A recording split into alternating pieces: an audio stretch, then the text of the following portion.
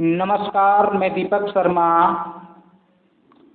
आज एक ऐसी महत्वपूर्ण जानकारी आपको देने जा रहा हूँ जो कि शायद आपको बहुत ही कम लोगों को पता होती है।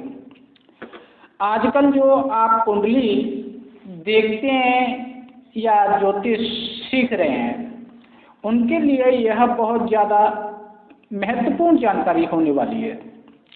अगर आपने इस जानकारी को ध्यान में नहीं रखा तो समझें कि आप उस महत्वपूर्ण जानकारी को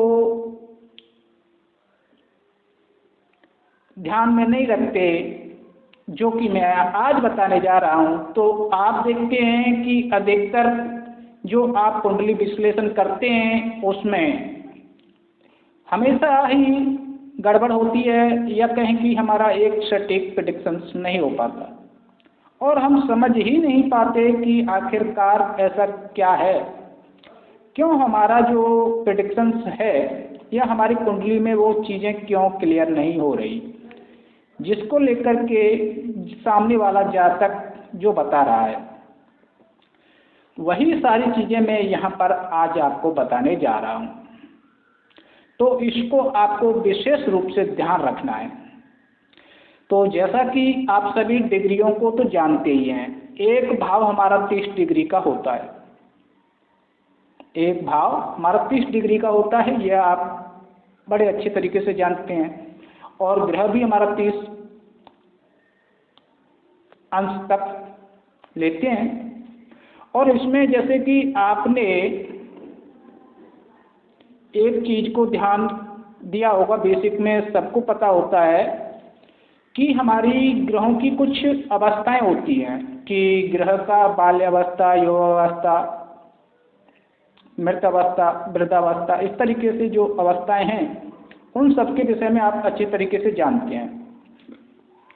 और आपने ये भी पढ़ा है कि भैया वृद्धावस्था, मृत अवस्था और बाल अवस्था, युवा अवस्था जैसे जो ग्रह हैं उनके फलों के विषय में भी आपको पता होगा कि उनके फल देने की क्षमता जो होती है वो कितनी होती है। जैसे कि मैं यहाँ पर बाल अवस्था की बात करूँ तो बाल अवस्था जो होती है, बाल अवस्था जो होती है वो आप सभी जानते हैं कि हम जो है 0 से 6 डिग्री का लेते हैं, जिसकी 25% क्षमता होती है फल देने की। जब ग्रह 25% फल देता है तो बाकी का भैया 75% फल कहाँ का देगा, ये सोचने वाली बात है। तो इसी में हमारा मुख्य महत्वपूर्ण जानकारी छिपा हुआ है। जैसे कि आप इस कुंडली में देख रहे हैं कि यह जो कुंडली है, तो इस कुंडली के मुताबिक आप जो देखेंगे कि हमारा जो शनि ग्रह है वो 4 डिग्री का है और मंगल 1 डिग्री का है, अर्थात बाल अवस्था का है। तो बाल अवस्था का होने के कारण हम शनि और मंगल को पिछले वाले भाव यानी कि पीछे वाले भाव में रखेंगे, क्योंकि 75% जो फल देगा शनि और मंगल वह 10वें भाव का फल प्रदान करेगा। तो यहाँ पर हमने इसको लिख दिया। चंद्रमा को आप देख सकते हैं, चंद्रमा 25 डिग्री का है और 25 डिग्री का होने के कारण चंद्रमा को हम जो है नेक्स्ट यानी कि अगले भाव में रख देंगे, क्योंकि यहाँ 25% रिजल्ट दे रहा है और एक भाव होता है 30 डिग्री का। तो इसका मतलब है 25% यहाँ देने का मतलब 75% यहाँ का फल देगा अपने नेक्स्ट वाले भाव में। तो इसी तरीके से हमें हर ग्रह का निकालना है। तो ये सब जो है आपने जो है खुद से कुंडली में यह आपको नोट करना होता है, लिखना होता है, क्योंकि आजकल जो सॉफ्टवेयर होता है उसमें डिग्रियां तो दी जाती हैं। कुछ लोग जो है चलित को देख लेते हैं भैया कि हमारा ग्रह वास्तव में कहाँ चल रहा है, लेकिन उनको यह नहीं पता होता कि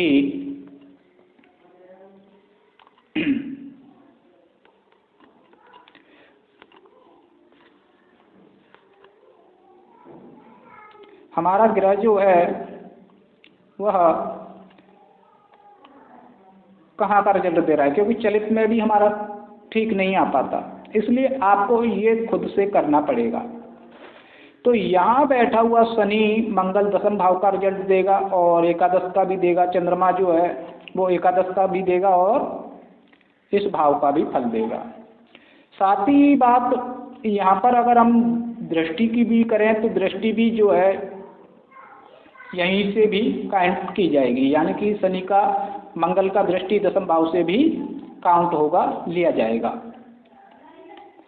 अब बात आती है कि भैया अपना जो ये तो भाव का हमने देख लिया,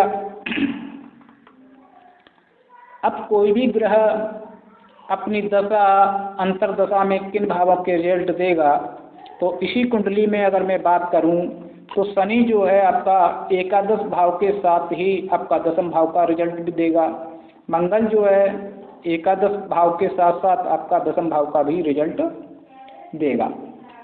तो यह ग्रह जो है इस तरीके से हमें देखना है। लेकिन अब बात आती है कि ग्रह जो है अच्छा या बुरा, उसके आधार पर वह आपको रिजल्ट देता है। अब अच्छा या बुरा आपको जो कैलकुलेशन करना होता है वह आपको इसी लग्न कुंडली के अकॉर्डिंग करना होता है। जैसा कि इस कुंडली में मंगल जो है यहाँ पर बैठा हुआ है एकादश भाव में, अब यहाँ हम मंगल का कैलकुलेशन करेंगे, मंगल हमारा अच्छा है कि खराब है, उस आधार पे मंगल जो है यहाँ दशम भाव में बैठ करके यहाँ से रिलेटेड रिजल्ट देगा। यहाँ से मंगल जो है चौथी दृष्टि से लगन को देखेगा, सप्तम दृष्टि से यहाँ देखेगा और अष्टम दृष्टि से इस भाव को देखेगा। वहीं मंगल की अगर यहाँ से बात की जाए तो मंगल जो है यहाँ देखेगा, मंगल जो है तो इस तरीके से मंगल की दृष्टियां भी काउंट की जाती हैं, यानी कि हर ग्रह की दृष्टि को भी आपको उसी आधार पे काउंट करना है।